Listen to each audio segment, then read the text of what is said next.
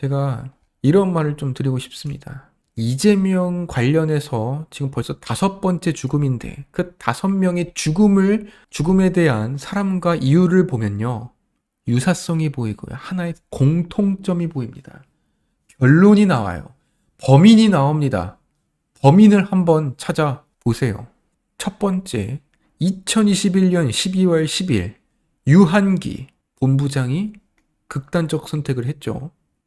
왜 했습니까? 대장동 수사받다가 사망했어요. 왜냐? 성남도시개발공사의 사업본부장이었거든요. 대장동 사업 받다가 사망했습니다. 2주일 뒤에 김문기 처장이 대장동 실무자로서 수사받다가 사망했어요. 2주 동안 대장동 관련한 성남도시개발공사의 실무자 2명이 사망합니다. 작년 초죠. 2022년 1월 11일 변호사비를 대신 납부했다. 이러한 의혹을 처음 제기한 인물이 녹취록을 공개하기 직전에 극단적 이런 숨진 채 발견돼요. 그 이모 씨죠. 그런데 알고 봤더니 그 이모 씨가 원래 좀 친문 진영이었다고 해요. 이낙연 지지자 그리고 김사랑 씨랑 잘 알았던 사람입니다. 생전에. 그 이모 씨가 갑자기 숨지는데 그때 CCTV가 되게 수상했어요. 방문을 잠그는데 거기에 옷이 걸려 있었거든요. 근데 나중에 그 집 주인이 그때 모텔이었나요? 그 원룸 주인이 문을 열었을 때는 뭐 패딩이 쏙 들어가 있고 그 이모 씨가 숨진 채 발견이 됐습니다. 이틀 정도 집안에 있다가 세상에 내가 이 이재명 변호사비 대납 의혹 녹취록 터뜨리겠다라고 했던 사람이 갑자기 의문의 죽음을 당해요. 그러면 그로 인해서 이득 받는 사람이 누굽니까? 한 명이겠죠. 모텔이었죠. 네. 그러니까 쉬운 예를 좀 들어볼게요. 만약에 어떤 사람이 젊은 시각에 대해서 폭로를 하겠다. 젊은 시각에 과거 녹취록을 갖고 있는데 내가 제 젊은 시각 날릴 거야. 송규호의 비리를 알고 있어. 그런데 갑자기 그 녹취록을 공개하기 직전에 죽은 채 발견이 돼요. 그러면 그로 인해서 이득을 얻는 사람은 누구냐고요? 당연히 저 아닙니까? 반대로 그 폭로를 하겠다는 사람은 왜 지금 극단적 선택을 할 이유가 없는 거예요. 나는 지금 이런 도끼를 품고 억울함을 갖고 있고 내가 이걸 세상에 알리겠다는 사람이 왜 갑자기 숨지냐고요. 6개월 뒤는요. 그 배소연의 지인 남성이 또 극단적인 선택을 합니다. 배소연이 누구예요? 법카의 그 7급 공무원이 터뜨린 법카 사건의 핵심 당사자죠. 핵심 인물. 김혜경을 최측근에서 보좌한 사람이 배소연인데 그 배소연의 지인 법카를 같이 유용했다라는 그 남성이 수사가 시작되니까 또 극단적 선택을 해요. 그리고 마지막으로 이 전영수 경기도지사 비서실장까지도 극단 선택을 합니다. 이 이모 씨의 경우에는 극단적 선택은 아니고 갑자기 의문의 의문의 사망입니다. 이분 빼고 나머지는 이제 극단적인 선택이라고 스스로에 의한 그런 선택이라고 알려져 있는데 제가 그럼 여기서 시청자 여러분께 한번 여쭤보겠습니다.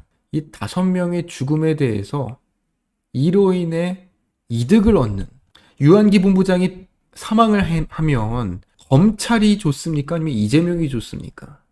김문기 처장이 사망했어요. 검찰이 이 대장동 관련해서 초과이 환수 조항을 삭제했다고 알려진 김문기 처장의 수사를 하려는데 사망을 했다고요. 그러면 이거 검찰이 무리한 수사에서 사망한 겁니까? 아니면 이재명이 좋냐고요. 이 5가지 사건들의 공통점은 모두 이재명과 관련이 있으며 이재명이 도지사, 성남시장으로서 총책임자의 상황에서 벌어진 어떠한 사건, 사업들로 인한 그런 핵심 인물들이었으며 이재명의 잘못을 수사하기 위한 그런 과정으로서 수사를 받던 사람들이었으며 심지어 이 배소연, 김혜경과 얽혀있는 사람까지도 이런 극단적인 선택을 했다는 것? 결국에 지금 이재명이 뭐라 그랬습니까? 검찰의 미친 칼질이 용서 못한다? 사냥 대상되면 못 빠져나간다? 아니죠. 검찰은요, 어떻게 해서든 이분들을 최대한 심리적인 압박을 받지 않게끔 하면서 수사를 이어가야 되는 게 검찰이 지금 최우선적으로 둬야 되는 목표입니다. 검찰 입장에서는 이분들이 최대한 오래 살아야 돼요. 죽으면 안 되는 겁니다, 검찰은. 왜냐? 이분들이야말로 한 명 한 명이 살아있는 증인이거든요. 그런데 검찰이 무슨 이유로서 강압수사를 해가지고 사망에 이르겠다는 겁니까? 너무나 멍청한 소리죠. 말도 안 되는 소리입니다.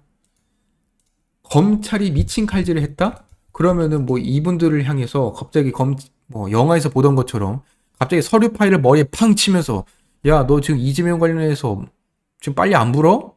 너 죽을 줄 알아? 라고 했다는 거예요. 만약에 그렇게 했잖아요? 그럼 지금은 세상 뒤집어졌습니다. 검찰의 이런 무리한 수사로 인해서 뭐 머리가 찢어졌다? 그런 보도가 나가봐요. 당연히 그렇게 되면 민주당에서 가만히 있겠습니까? 박지원이 얼마 전 검찰 수사받고 뭐라 그랬냐면요. 와, 내가 몇십 년 전에 검찰 수사 받을 때는 진짜 강압적이었는데 요즘 검찰은 분위기가 너무 달라졌다. 너무 친절했다. 수사하는 기법이 달라졌어요. 시대에 맞게 바뀌는 겁니다. 지금 검찰 조사 받으면은 뭐 때리고 폭력 쓴다? 웃기는 소리 하지 마세요. 최대한 맛있는 것도 사주고요. 어르고 달래서 하나라도 더 말해달라 라고 해도 부족한 상황입니다. 그리고 검찰이 무리한 강압수사를 했다라고 하는데요. 그러면 검찰이 유한기 본부장한테 대장동 사업 수사 진행하라 했습니까? 아니면 검찰이 김문기 처장한테 초과이익 환수 조항에 대해서 처음에는 부정적으로 봤지만 결국에는 이 환수 조항을 빼달라고 검찰이 요구했습니까? 검찰에서 이 이모 씨, 이낙연을 지지했던 이모 씨한테 변호사비 대납 의혹을 제기하지 말라 그랬습니까? 배소연 지인의 그 남성한테 이거 증인하지 말라고 했습니까? 전영수 씨한테요. 아니잖아요. 검찰이랑은 아무런 관련 없습니다. 똑같은 비유를 들어보면요. 만약에 어떤 사람이 물건을 훔치다가 경찰한테 걸렸어요. 근데 경찰 수사받다가 그 사람이 그 강도가 극단적 선택을 했다고 해보겠습니다. 그러면 경찰이 무리한 수사를 해서 그런 극단적 선택이 이어졌다? 말도 안 되는 소리인 거죠. 본인이 어떠한 이런 잘못에 의해서 심리적인 압박을 느꼈다는 건데 그 원인이 경찰 때문이다?